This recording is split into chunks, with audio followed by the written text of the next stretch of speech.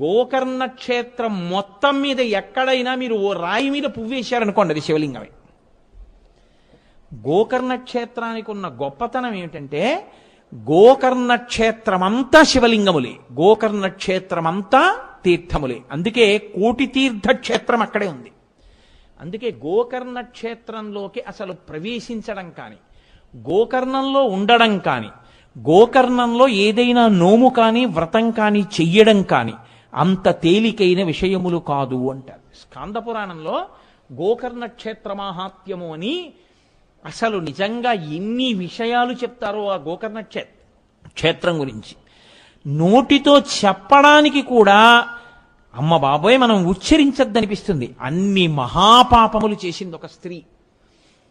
చేసి అంధురాలైపోయింది, కుష్ఠవ్యాధి వచ్చేసింది, తినడానికి తిండి లేక గోకర్ణ క్షేత్రానికి వెళ్ళింది. కళ్ళు